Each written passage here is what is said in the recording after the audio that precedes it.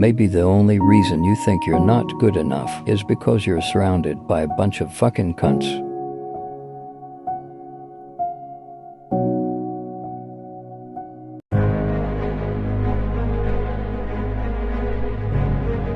So how do you have gas pressure without a container?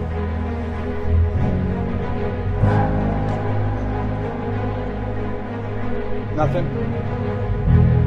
Danny Faulkner, PhD astrophysicist, runs an observatory and profits from the lies. But do you think the Earth is round or flat? Round. Round? Yeah. It's obvious, right? No question? No question at all. Okay, so how can you prove that to me right now? I can't right now.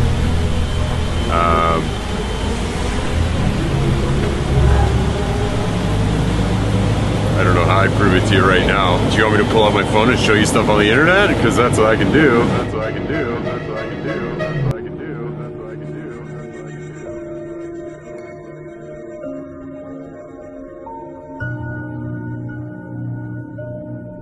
do. Like, just give me like some facts or like some statements that like proves that the Earth is round.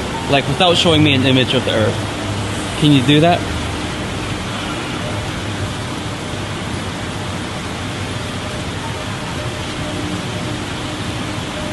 Off the top of my head, no. Prove to you right now that it's round?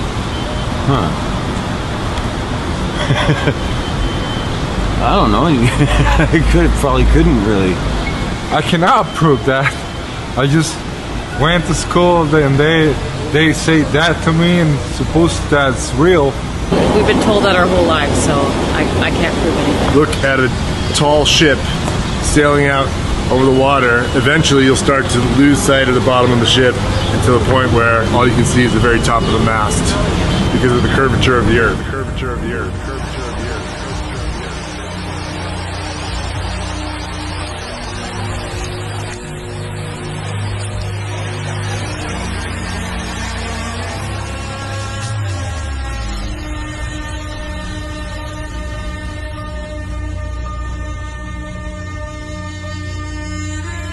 You show them how the math works for the curvature of the Earth. Curvature of the Earth. Curvature of the Earth. Curvature of the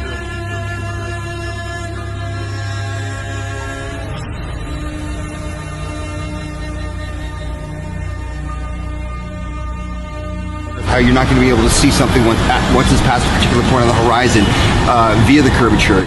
Curvature.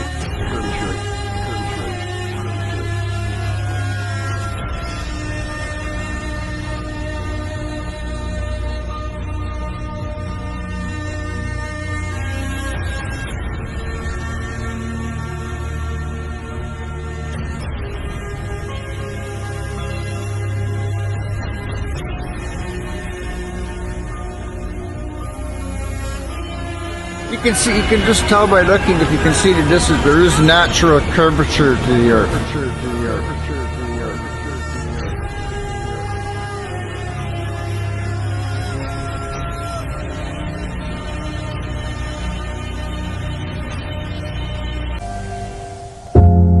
Here's the picture of the Earth from space. There it is. Since you were a kid, you've seen this image.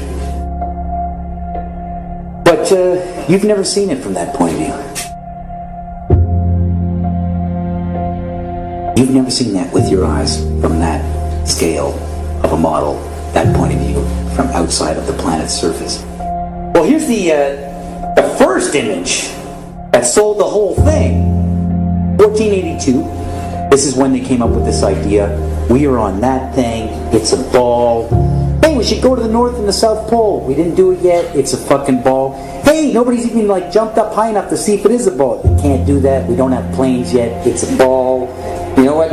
We adopted this whole model like 400 or 500 years before the airplane. 400 years before the airplane, pretty much. It was like beginning of the 1900s. They went to the North Pole in the 1900s. This is 1482. Nobody went to the top of the globe, to the bottom, or flew up, or built a skyscraper. It's funny that we said that this is what we're in right now. This is what we're on before any instrument approved. This is the first time we actually had like an instrument of flight. Actually go high enough to actually fucking check out if what we agreed to 500 years ago was real. So if they were wrong after 500 years, the question is, would they tell you?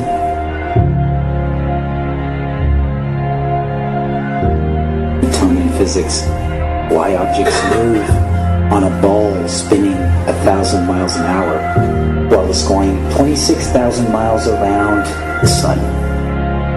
Basically the model we're accepting right now. The sailor thinks that he's traveling around the Earth this way, when in effect he's traveling around the Earth this way.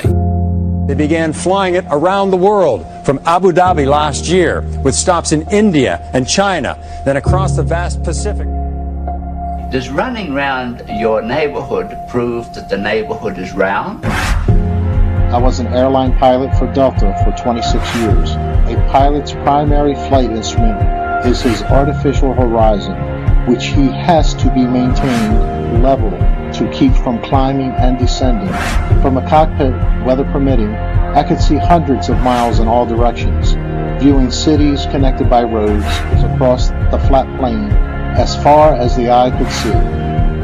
Nothing ever leaned. If a pilot is flying around the curve of the Earth, then he should be dipping the nose down, and every 5 minutes he should be dipping the nose down to stay